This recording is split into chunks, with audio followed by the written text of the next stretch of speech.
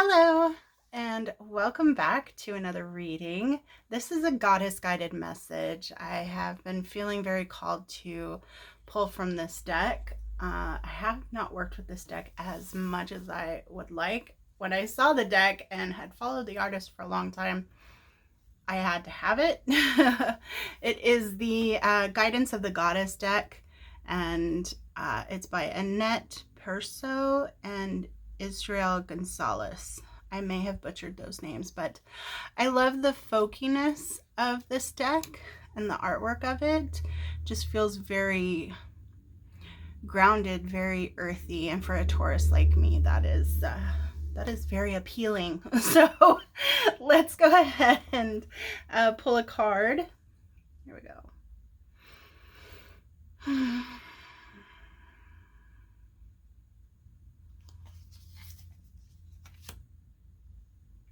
Oh yeah, wonderful. Now, I will say that I am not super familiar with this goddess. She is a very, I believe she is a very feminist, very warrior type African goddess. She's very strong in her role. Abundance. I believe she has something to do with thunderstorms, rain, lightning, maybe. Let me check the guidebook because I am not as familiar and I don't want to offend Ohya by being just ignorant. Here we go.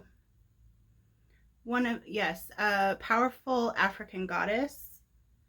Thunder, rainstorms, and winds of inevitable change. Transformation, fierce warrior of justice. Wow. It says in here, her affinity for clairvoyance and the magical arts has led many to call her the great mother of the elders of the night. And she speaks truth no matter how hard it may be to hear. Sounds like she has a very definitive message for us. Something that we may not want to hear right away, but could bring us into the pathway of abundance and change. I still feel good about this reading, that it's going to be a positive reading. It may be a little harder to come by this abundance and this change. There may be some work that we're going to have to put in that she's asking of us. So, Ohya,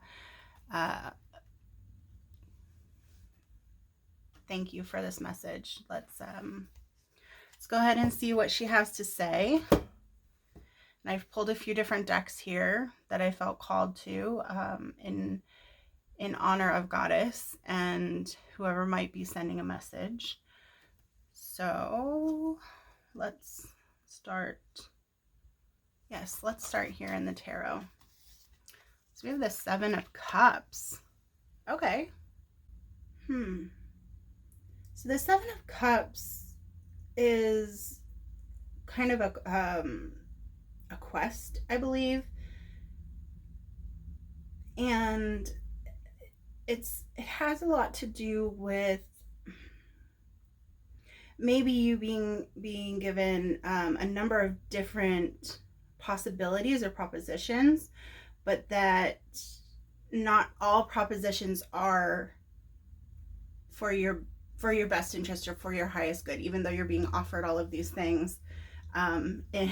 Maybe in an abundance, you're being offered all of these different things, all of these different cups, and not each cup is going to have something in it that is good for your palate, is good for your taste buds. So this may be a message of selecting. Maybe, thinking that you have all of these options and, if I have all these options, maybe I should take all of the options. But that's not going to lead to your best interest, I don't believe. So let's keep pulling cards. Here we go. stuck in the mud. Okay. That's interesting. I did another reading recently that had an elephant imagery in it. So maybe, okay, so what I'm feeling here because of that previous reading is that we talked a lot about obstacles by way of the elephant, like Ganesh, and breaking down obstacles. But this, with the keyword of stuck in the mud, feels like, oh, you're coming up against an obstacle. Maybe the obstacle is that you can't decide. You can't make a choice, and your lack of making a choice is keeping you stuck. Ooh, that just got really personal for me. I have a lot of decision paralysis when I'm faced with choices. Sometimes I just tell my husband, I'm like, I can't make another decision. I can't make another choice. You do it, please. Because I end up like, I would have all of these things in front of me and be like, oh, but they all look good. And what if this one tastes good? And what if that one tastes good? And what if that one's so good? And then I don't drink any of them. So I'm just stuck. So maybe this is a message of, yes, you've got all of these options, but your inability to choose this through this abundance of options is keeping you stuck here. And so you're not going to be able to move forward into that transformation that Ohya is asking you to do, that she is asking you to consider here. One of these choices is going to lead you to a very good outcome. And you just have to decide what to leave behind, what is truly for your highest good. Now, what is the illusion of what is good? Sometimes we see all these options, we're like, oh man, I've got all these options, that's so great. And for people like me, a lot of options are not always so good. So you're going to have to decide which one looks the best, which ones you're going to be willing to let go and not be a part of, not experience. Maybe they'll come back around later in life, but at this moment in time, there's one or two possibilities that you need to focus on that's going to get you out of this paralysis and lead you towards the transformation that Ohya is asking of you. Let's keep going. Let's see. Bloodstone. That is interesting because I'm thinking of Ohya. What I do know of her, what I have experienced of her, is that bloodstone is an offering of hers. I want to check that out because that would be very interesting. Give me just one moment. Yes. Okay. So that was correct, which is, I love when this happens. I love when this happens. So bloodstone is a crystal, a stone that is symbolic of transformation. Its association with transformation. And so that means that, yes, it is a stone that would be an honoring or an offering to Ohya, or something that you may want to put on an altar to this goddess. I love when that happens. Okay, so yes, we are on the move for transformation. We have an abundance of options, but our paralysis, our inability to choose one or two of these things that are actually for our best and highest good, is keeping us stuck here. We can't move over the obstacles. We can't move through the obstacles, even though we desperately are needing this. And I do feel like it's we desperately need this transformation to happen. Maybe it's something we've been sitting on. I'm not sure. But there is a choice to be made here, and we are being called to make that choice that can lead us to a transformation that is going to be for our highest good. Ohya is asking us to work towards this transformation, to make this choice. So let's keep pulling some cards. I love that. It makes me so happy. Into the unknown. So we may not, we can't know the outcomes. Not always. I mean, sometimes we do, right? Sometimes we know something's going to happen or what might happen. But in this instance, I think that these things we don't know for sure. We want them to taste good, but we're not sure that what's inside of them is going to be good for us.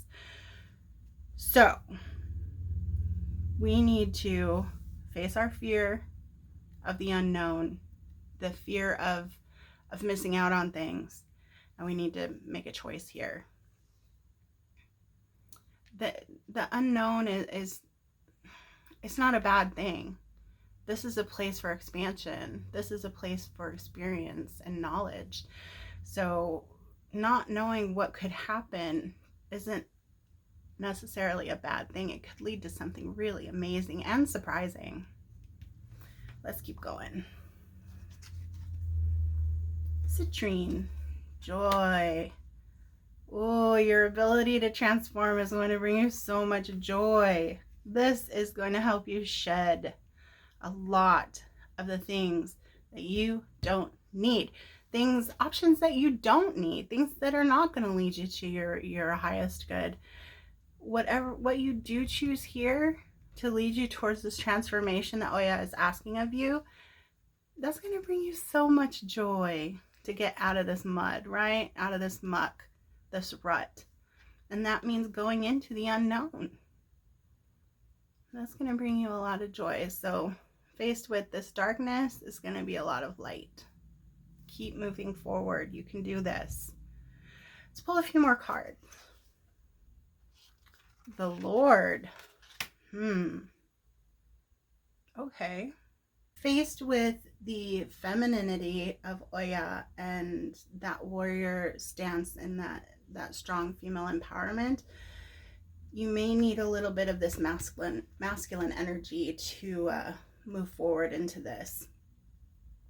And by that I mean that it's firming up your boundaries. It's leading and being true to your values, and just looking at it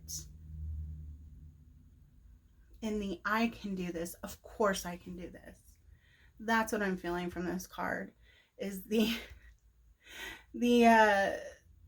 surety with which some lords move around is something we may need a little bit of here. We need a little bit of that surety, that force that I can do this and nothing is going to stop me. So that's what I'm feeling from this masculine energy here. I don't think she would have offered up this card as part of the message if it wasn't important to have a little bit of this masculine energy mixed in with that femininity, with that female empowerment. We're going to have to use a bit of this to move forward here. So don't be afraid of your masculine side. It could benefit your empowerment into this transition. How about a couple more cards? And then I think that might be it. I'm feeling a few more cards to round out this message.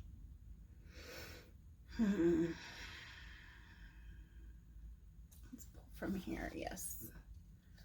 Ride the wave. Okay.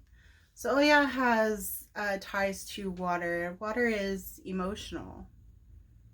This could be a very emotional time for you. So you're going to have to go with the flow of this. You're going to have to ride this wave. You're going to have to move through it. And try to move through it with a little bit of joy and playfulness, like dolphins do. Jumping and swimming, and just, they seem to have so much fun. So even though, you know, the ride might be a little bit bumpy, you can still have some fun with it. Make your choice here. Get out of this stuck position, this paralysis. Firm up those boundaries and lead with intention. Lead with intention. Choose with intention. Don't worry about what you don't know. This is not a bad thing. The unknown is not a bad thing. You can move forward in your transition partnered with the unknown. Find a lot of joy through your transition, your transformation. And I think you'll have a lot of fun. I think it's going to be a good ride as long as you can remember that this doesn't have to be scary. That letting go of some of these options, these choices, it doesn't have to be scary. That you can do this and it's okay. It's okay to let these things go. And in the long run, Ohya is asking you to make a choice. She's asking you to move forward in this transformation because it's going to lead you to more joy. It's going to lead you to more playfulness. It's going to lead you to a higher good. But it's going to take some work, and you might have to weather some storms. I don't think Ohya is coming here to give us a message that it will be easy. It's going to be hard. It's going to take work. It's going to take strength. It's going to take some of this masculinity, this power here. Transmute that into your own feminine empowerment. But it's going to take work, but it's going to be so good. It's going to be so good for you. I think that is where I'm going to leave it. I don't feel the call to pull any more cards in her honor. So yeah, this is going to be quite the ride, but you can have some fun with it. It's going to take some work, but you can do the work. You put the work in, and it'll lead you to transition, transformation, and abundance. Take care, and I will see you in the next video. And as always, take what resonated and leave behind what didn't.